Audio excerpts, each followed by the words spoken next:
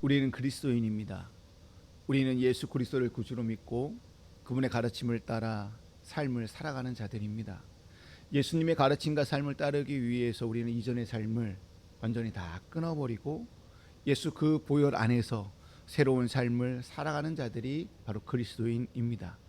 여기서 말하는 새로운 삶이란 무엇일까요? 제가 생각할 때는 여러 가지가 있겠지만 오늘 이렇게 정의해 봤습니다. 예수님이 걸어가셨던 십자가의 길을 걷는 것이 바로 이전의 삶을 끊고 새로운 삶을 사는 것이라고 저는 생각합니다. 그 십자가의 길을 걷기 위해 우리는 방탕과 그 탐욕이 지배하는 이 시대의 흐름과 가치에 저항하는 자들이 바로 그리스도인입니다. 그래서 그리스도인을 저항하는 자라고 일컬었습니다. 여기서 저항은 그리스도인으로서 삶의 방식을 바꾸기 위해서 이 모든 행동과 생각이 이 세상과 맞서기 때문에 저항할 수밖에 없기 때문에 저항하는 자가 바로 그리스도인입니다. 저항 없이는 온전한 그리스도인이 될 수 없습니다. 제가 지금 자꾸 저항이라고 표현했지만 성경에서는 이렇게 표현하고 있습니다. 마가복음 8장 34절 말씀입니다. 누구든지 나를 따라오려거든 자기를 부인하고 자기 십자가를 지고 나를 따를 것이니라. 그리스도인은 날마다 자기를 부인하고 자기 십자가를 지고 예수님을 따르는 자라고 오늘 본문은 얘기하고 있다는 것입니다. 그러나 우리가 자기를 부인하지 않을 때에 보이는 숱한 모습들이 있다는 거예요. 십자가가 없는 영광을 바랄 때에 정욕의 얼굴이 나도 모르게 드러날 때가 있다는 것입니다. 그래서 우리는 날마다 말씀 앞에서 십자가 앞에서 나의 이러한 모습을 매일 저항하면서 나를 자신을 부인해야 되고 자기 십자가를 지면서 예수 그리스도를 늘 따를 때에 온전한 그리스도인이 되는 줄로 믿습니다. 제가 최근에 재미있게 은혜롭게 읽었던 책이 있습니다. 바로 조정미 목사님의 교회 속 반 그리스도인이라는 이 책이에요. 되게 얇아요. 반나절이면 읽을 수 있는 책입니다. 조정미 목사님은 교회 안에 반 그리스도인이 너무나 많다라고 이 책에서 지적하고 있어요. 교회 속 반 그리스도인이 누구일까요? 신앙생활은 우리랑 같이 하는 것 같아요. 근데 어쩌면 전혀 주님을 신뢰하지 않는 자들이고요.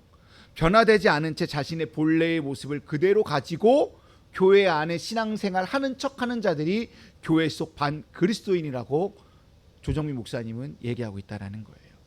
이들 때문에 세상 사람들이 교회에 반감을 갖게 된다는 거예요. 그리고 예수님이라면 하시지 않았을 일을 이들은 서슴없이 교회 안에서 함으로 말미암아 예수님을 오해하게 만들고요. 교회를 외면하게 만들어서 사람들의 구원의 길을 점점 멀어지게 하는 자들이 교회 속 반 그리스도인이라고 얘기하고 있다는 것입니다. 이 조정미 목사님 책에 이 교회 속 반 그리스도인을 7가지 주제로 이들이 어떠한 사람인지 적나라하게 보여줍니다. 첫 번째, 이기적 그리스도인. 이기적 그리스도인은 그리스도를 믿는 것이 아니라 자기 자신을 믿는 사람을 가리킵니다. 이들은 그리스도를 자기 자신의 생각과 이익의 기준에 따라 바라보고 해석하고 전파합니다. 놀랍게도 이들의 주된 활동 무대는 세상이 아니라 십자가가 높이 세워진 예배당 안에서 이들의 활동을 하고 있다는 것입니다. 두 번째, 낙심한 그리스도인. 세상 모든 사람이 낙심할지라도 그리스도인은 낙심할 수 없다는 것입니다. 참된 믿음이라면 그 안에서 낙심이 결코 싹 틔우지 못하기 때문입니다. 믿음은 내가 아니라 하나님으로부터 비롯되는 것이기 때문에 낙심할 수 없다는 거예요. 그 믿음은 하나님이 자녀들에게 낙심하거나 자녀들을 포기하시는 일이 없다라는 것에서 오기 때문에 우리 그리스도인들은 낙심할 수 없다라는 거예요. 근데 교회 안에서 낙심했다? 이것은 반 그리스도인의 모습이라는 것입니다. 세 번째, 음란한 그리스도인. 음란한 그리스도인은 처음부터 이 용어 자체가 불가능한 용어예요. 몸의 음란이란 우상 숭배와 같이 그리스도인과 반 그리스도인을 구별하는 기준이 된다는 거예요. 입으로는 그리스도인을 시인을 하면서 몸으로는 그리스도를 부인하는 자들이 바로 음란한 그리스도인이고 반 그리스도인이라고 얘기하고 있다는 것입니다. 네 번째, 섭섭한 그리스도인. 이게 교회 안에 제일 많이 존재할 거예요. 이 시대에 많은 교회가 능력을 잃어버렸다면 섭섭마귀가 사로잡힌 반 그리스도인들이 교회 안에 슬며시 들어와서 이런저런 직분을 차지하고 있기 때문이라고 얘기하고 있다는 거예요. 그들이 교회 안에서 수시로 일으키는 반목과 질시 때문에 얼마나 많은 그리스도인들이 교회를 떠난다라고 얘기하고 있다는 거예요. 자기를 부인하고 자기 십자가를 지고 따르라고 하신 명령에 순종하는 그리스도인이라면 주님의 일을 감당하다가 섭섭타령하는 일은 평생 없다라고 조 목사님은 얘기하고 있다는 거예요. 다섯 번째, 불만인 그리스도인. 매사 불만스럽고 늘 불안하십니까? 감사를 잃어버렸기 때문이에요. 감사의 깊이가 믿음의 깊이이고요, 사랑의 깊이라는 거예요. 만약 내 안에 감사하는 마음이 없다면 일생 한 번도 주님께 온전히 돌이켜 본 적이 없기 때문이라고 얘기하고 있다. 저는 이 대목에서 충격을 받았어요. 나도 은근히 불평하고 불만하는데 내가 하나님께 돌이킨 적이 없나? 이렇게 한번 되돌아보게 되더라고요. 이 책을 보면서. 평생 그리스도 주변을 서성이지만 그 중심은 언제나 세상을 향해 있는 반 그리스도인의 마음이 바로 불평과 불만의 그리스도인이라는 거예요. 여섯 번째, 불쌍한 그리스도인. 왜 불쌍한 세상보다 더 불쌍한 그리스도인들이 생겨날까요? 그들이 바라는 것이 다만 이 세상에 있기 때문에 불쌍하다는 거예요. 왜 자꾸 세상의 것들을 열심히 구하십니까? 이유는 딱 하나예요. 부활을 믿지 않기 때문에. 천국 소망이 없기 때문에 자꾸 세상 것을 구하기 때문에 불쌍해진다는 거예요. 자신이 누구인지 잃어버렸기 때문에 불쌍하다는 거예요. 자신이 무엇을 가졌는지 어떻게 누려야 하는지 모르기 때문에 이들은 사실상 반 그리스도인이라는 거예요. 마지막 일곱 번째, 게으른 그리스도인. 이 말 자체도 성립되지 않은 것 같아요. 게으른 그리스도인이란 없어요. 그렇다고 부지런하다고 그리스도인이라고 말할 수 있을까요? 그렇다고 말할 수 없어요. 여기서 게으른 그리스도인이라고 말하는 것은 진리를 구하고 진리를 찾는 데 있어서 부지런하지 않는 자들을 게으른 그리스도인이라고 얘기하고 있다는 거예요. 지체 그들은 무슨 일에 이렇게 부지런을 떠는지 정작 중요한 진리를 찾는 데는 한없이 게으른 자들이 바로 반 그리스도인이라고 얘기하고 있다는 거예요. 이게 일곱 가지예요. 교회 속 반 그리스도인은 좀 전에 읽었던 말씀 기억하세요? 자기를 부인하고 자기 십자가를 지고 예수님을 따르는 자와 완전히 무관한 자들이에요. 이들은요, 교회도 신앙도 말씀도 하물며 하나님마저 자기의 욕망과 정욕을 채우기 위해 이용하는 자들이라는 거예요. 오늘 본문에 비춰진 누수를 보게 되면 반 그리스도인과의 거리가 아주 먼 자로 그려지고 있다는 거예요. 특히 16절과 17절 말씀을 보게 되면 룻의 고백입니다. 정말 찐으로 하는 고백인 것 같아요. 오늘 그리스도인들이 어떠한 마음과 자세로 살아야 하는지 룻의 고백을 통하여 보여주고 있다라고 저는 생각합니다. 룻은 오늘날로 말하면 그리스도인이 되고자, 다시 말해 하나님 백성의 일원이 되고자 모든 것을 다 버리고 주님을 따르기로 결심하고 결단하고 헌신한 자가 바로 룻이라고 오늘 본문에 그려져 있다는 거예요.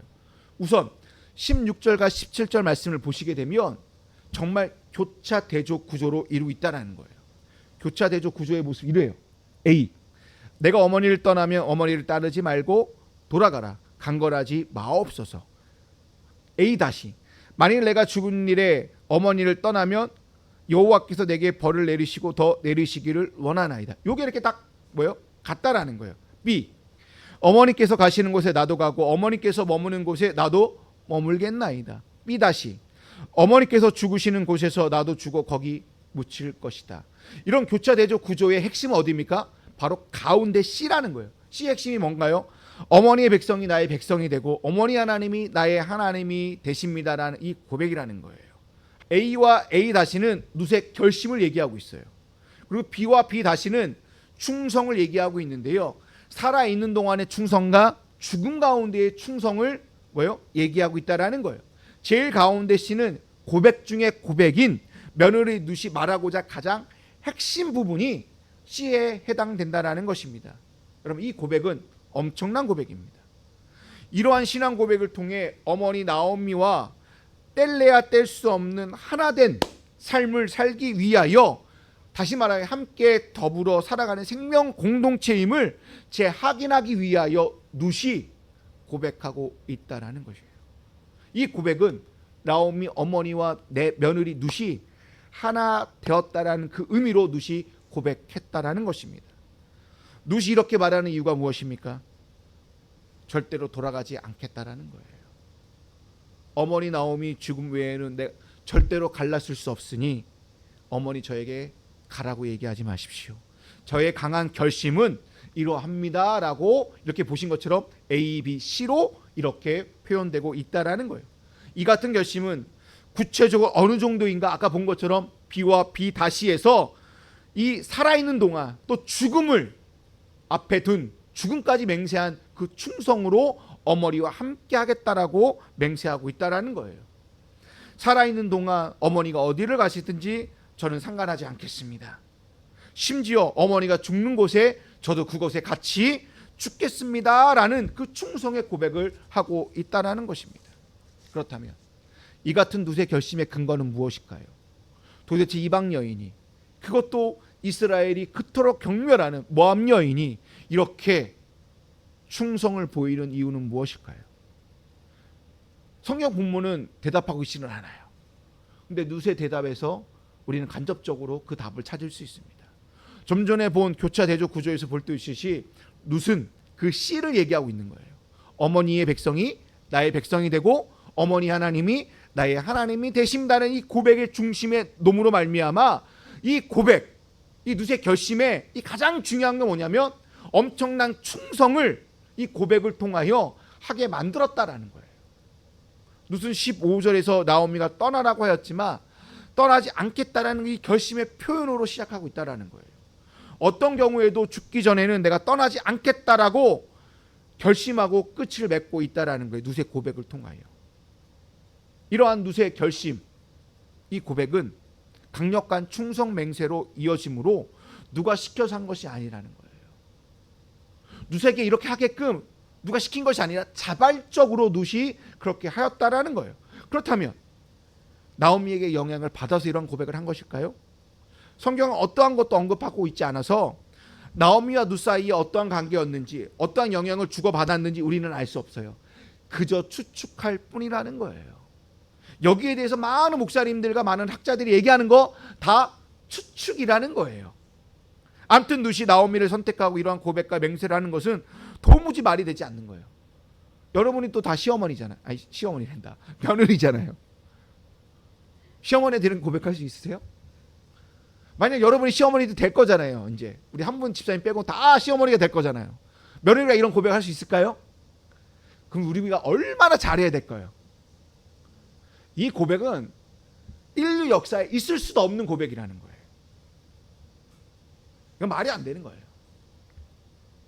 근데 룻은 고향과 어머니 집이 제공하는 안전을 포기하고 유대 땅에서 불안전을 선택했다는 거예요. 분명히 안전을 선택할 수 있음에도 불구하고 룻의 선택은 뭐였다? 불안전을 선택했다는 거예요.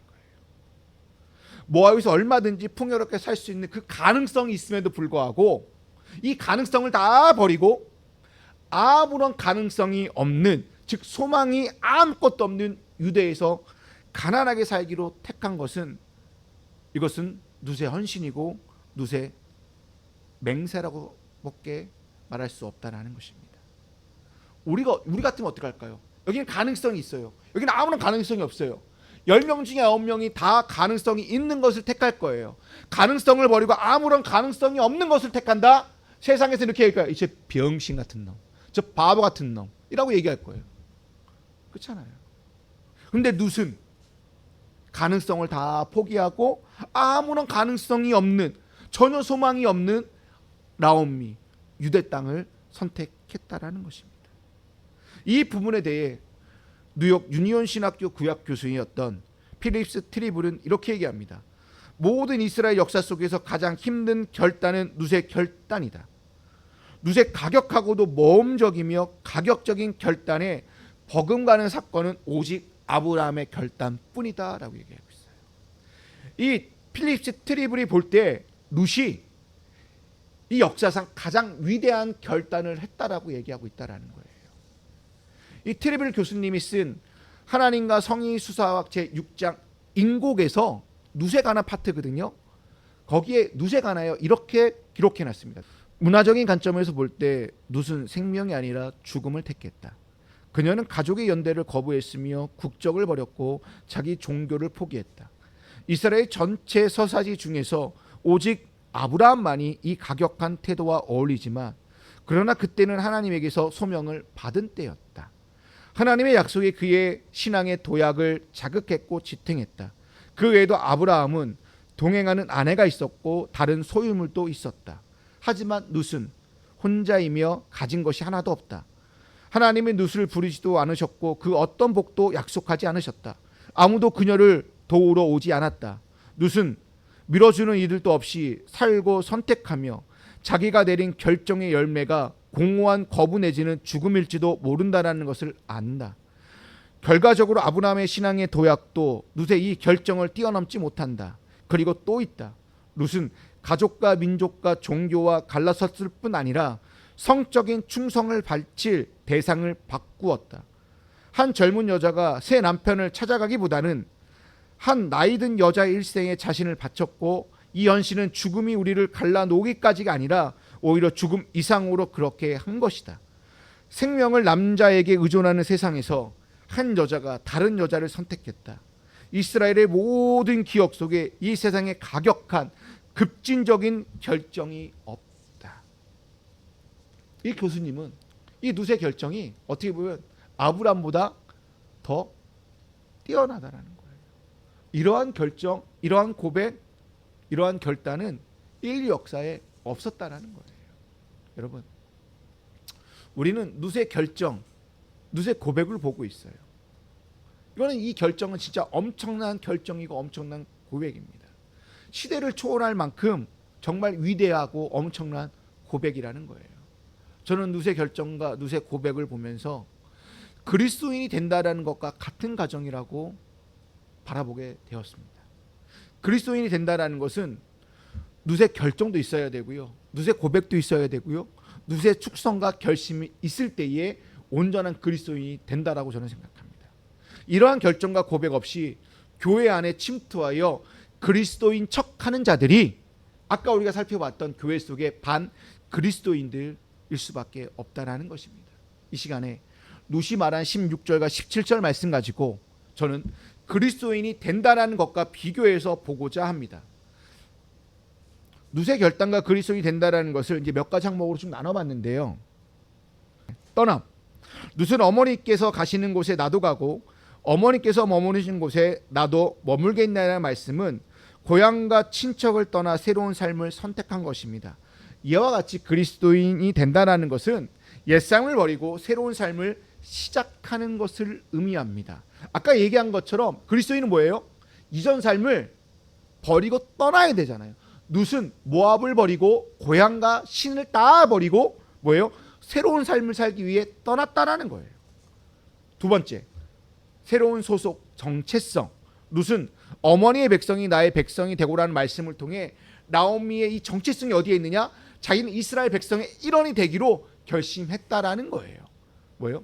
이방 여인이 이제는 내가 유대 백성이 되겠습니다. 하나님의 그 나라의 일원이 되겠습니다라고 고백이 어머니의 백성이 나의 백성이 됩니다라는 고백이라는 거예요. 그렇다면 그리스도인들은요, 하나님의 가족의 일원이 되었고요, 그리고 그 고백으로 말미암아 교회 공동체의 한 일원, 한 부분이 되었다라는 것입니다. 신앙 고백이요. 교회 들어오면 신앙 고백을 해야 되잖아요. 룻은 어떻게 고백합니까? 어머니 하나님이 나의 하나님이 되십니다라는 이 고백을 통하여 요 하나님이 자신의 하나님으로 고백하게 되었다는 거예요. 룻은 그 전까지 모압신 그모스를 섬겼던데, 그렇기 때문에 나오미가 뭐하라고 얘기하냐면 15절에 너의 백성과 너의 신에게 가라고 얘기하고 있어요. 그 신이 누군데요? 그모스라고요. 근데요, 히브리어에서는 그모스라고 얘기하지 않고요, 엘로힘이라고 되어 있다라는 거예요. 엘로힘은 그냥 통상적인 신을 얘기를 하고 있다라는 거예요. 근데 우리 기독교인들이 그 엘로힘을 하나님으로 받아들이지만 그 모압 사람들은 그 엘로힘에게로 돌아가라고 했을 때 어떻게 받아들이냐? 그모스로 받아들인다라는 거예요. 그렇다면 우리 그리스도인들은요, 예수 그리스도를 구주로 고백하고 하나님을 자신의 하나님으로 받아들이고 고백함으로 말미암아 그 다음에 무슨 행위를 해요? 세례나 침례라는 그 퍼포먼스를 행한다라는 거예요. 그 다음에 헌신. 룻은 어머니께서 죽으시는 곳에 나도 죽고 거기 묻힐 것이라. 내가 죽는 일 외에 어머니를 떠나면 어머니께서 여호와께서 내게 벌을 내리시고 더 내리시기를 원하나이다 말씀은 나오미와 끝까지 함께하기로 결심했다라는 것은 이스라엘 백성의 일원이 되기로 결심하여 새로운 민족의 일원이 되는 것을 말한다라는 거예요. 이 말은 그리스도인들에게 적용하면 누세 고백처럼 우리는 어떻게 고백합니까? 나의 삶을 온전히 주님께 드리겠습니다. 주님 뜻대로 제가 살겠습니다. 하나님 말씀대로 제가 순종하며 살겠습니다. 하나님의 언약과 율법과 법대로 제가 이제부터 살겠습니다 라고 얘기한다는 거예요. 예수님의 제자로 끝까지 따르기 위해 우리는 어떻게 합니까? 헌신을 해요. 삶의 모든 영역에서 충성을 다하며 순종한다라는 거예요. 그 룻은 어머니가 죽는 곳에 나도 죽겠습니다. 어머니가 떠나면 내가 어떠한 일이 있어도 떠나지 않겠습니다. 만약 떠나게 되면 내가 벌을 받겠습니다라는 이 맹세를 다짐함으로 내가 하나님께 이렇게 살겠습니다라는 그 맹세로 이어진다라는 거예요. 변화된 삶. 룻은 모압 여인으로 이스라엘 일원으로 어떻게 해요? 공동체에 들어오게 되어 새로운 삶을 그 공동체 안에서 살게 되었고요.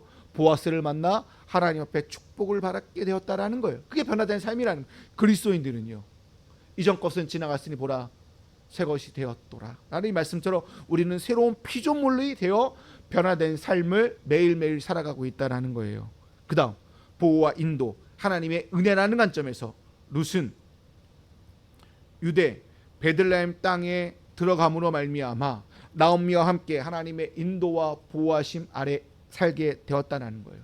그리고 더 놀라운 것은 그 이방 여인이 하나님의 은혜로 말미암아 유대 남자 보아스를 만나 결혼하였고요. 거기서 끝난 것이 아니라 바로 룻의 자손 가운데에 그 유명한 위대한 다윗 왕이 태어나게 되었다는 것입니다. 그렇다면 그리스도인들은 어떻습니까? 하나님의 은혜로 구원을 받고 영생을 누리게 되고요. 그리고 이 세상에서 성령의 인도와 보호를 받으면서 신앙생활을 늘 하고 있다라는 거예요. 그것이 하나님의 보호와 인도와 하나님의 은혜라는 관점이에요. 마지막 언약의 계승. 룻은 다윗 왕의 조상이 되어 아브라함의 언약을 이어받게 되고요. 더 놀라운 것은 그 언약의 계승이 마태복음 1장의 족보에 나타나게 되었다라는 거예요. 그리스도인들은요. 예수 그리스도를 통하여 아브라함의 언약을 이어받게 되었고요. 우리는 그것보다 더 놀라운 하나님 나라의 하나님의 상속자의 양의 직분을 양의 아들을 직분받는 그런 위대한 자가 되었다라는 것입니다. 여러분 룻의 고백과 결단은 오늘날 우리가 그리스도인이 되는 것과 많은 면에서 유사하다고 저는 생각합니다. 좀 전에 비교를 통하여 우리가 알 수 있는 건 무엇입니까? 다시 한번 우리도 신앙의 결단과 헌신하는 계기가 되기를 소망합니다. 룻은 어머니 백성과 그리고 어머니 하나님을 선택했습니다. 룻은 자신이 선택한 것을 이루기 위해 헌신과 맹세라는 것을 다짐함으로 말미암아 우리도 이 세상 속에서 오직 하나님만 선택하는 자들이 되시기를 바랍니다. 분명 하나님만을 선택할 때는 쉬운 일이 아닙니다. 룻도 어머니를 선택하고 어머니 하나님을 선택하는 거 결코 쉬운 일이 아닐 거예요. 이제 우리가 다음 주에 보게 될 때에 분명 룻과 나오미를 향하여 비난 섞인 말도 있을 것입니다. 분명 이것처럼 우리도 하나님을 선택하는 것은 쉬운 일이 아닙니다. 이 세상 속에서 하나님을 고백하는 것으로 하나님을 고백하는 자로 사는 것은 많은 손해를 감수할 수밖에 없어요. 그리고 세상의 핍박과 멸시와 냉담 속에서 그리고 사람들이 같이 일하는 사람들이 얘기할 거예요. 교회 다닌다면서요. 교회 왜 다니세요? 이런 말 들으면 정말 쪽팔리잖아요. 그럼에도 불구하고 우리는 그들의 말을 속에서 인내를 하며 십자가를 바라보며 갈 수밖에 없기 때문에 분명 예수 그리스도를 믿고 그리스도인이 된다라는 것은 분명 힘든 길일 것입니다. 그렇다고 우리가 교회 속 반 그리스도인이 될 수 없지 않습니까? 이왕 예수를 믿기로 작정하였다면, 이왕 얘가 예수를 따르기로 결단했다면 찐으로 예수쟁이, 찐으로 그리스도인이 되었으면 좋겠습니다. 우리가 아직 그리스도인의 반열에 오르지 못했다면 지금 늦지 않았습니다. 룻의 고백이 우리의 고백이 되었으면 좋겠고요. 룻의 결단과 룻의 결심이 오늘 우리의 결단과 우리의 결심이 되어 예수 그리스도를 붙잡는 저와 여러분이 되시기를 주님의 이름으로 축복합니다. 그리고 과거에나 지금에나 앞으로 되고 싶은 나를 다 버리셨으면 좋겠습니다. 마치 룻이 모든 것을 버리고 하나님을 따르기로 결심했던 것처럼 나라는 존재보다는 예수라는 존재를 앞에 모든 것을 버리고 십자가 그 길 위에 오르시는 여러분이 되기를 주님의 이름으로 축복합니다. 그러할 때에 진정한 그리스도인이 된다라고 우리는 말할 수 있을 것입니다. 끝으로 두 개의 말씀만 읽고 마치겠습니다. 마가복음 10장 29절과 30절 말씀과 그 다음에 누가복음 14장 26절과 27절에 있는 말씀입니다. 내가 진정으로 너희에게 말한다. 나를 위하여 또 복음을 위하여 집이나 형제나 자매나 어머니나 아버지나 자녀나 논밭을 버린 사람은 지금 이 세상에서 박해도 받겠지만 집과 형제와 자매와 어머니와 자녀와 논밭을 100배나 받을 것이고 오는 세상에서 영원한 생명을 받을 것이다. 누가복음 말씀입니다. 누구든지 내게로 오는 사람은 자기 아버지나 어머니나 아내나 자식이나 형제나 자매뿐 아니라 심지어 자기 목숨까지도 미워하지 않으면 내 제자가 될 수 없다. 누구든지 자기 십자가를 지고 나를 따라오지 않으면 내 제자가 될 수 없다. 두 말씀의 공통점이 무엇입니까? 모든 것을 버리라는 거예요. 그 버릴 때에 박해도 있고 힘들겠지만 버릴 때에 뭐가 된다는 거예요? 영원한 생명도 있을 것이고 참 제자가 될 수 있다라는 본문입니다. 여러분, 예수 그리스도를 따르는 것은 결코 쉬운 일이 아니에요. 룻처럼 모든 것을, 때로는 소중한 것을 다 포기해야 되고요, 어려운 길을 선택해야 한다는 것입니다. 그러나 그 길 끝에는 하나님의 영원한 축복과 평안이 기다리는 줄로 믿습니다. 여러분, 룻의 선택, 룻의 고백이 오늘 저와 여러분의 선택과 고백으로 이어지기를 소망합니다. 그래서 이 땅에서 진정한 그리스도인이 된다는 것을 몸소 세상 사람들에게 보여주는 저와 여러분이 되시기를 주님의 이름으로 축원드립니다.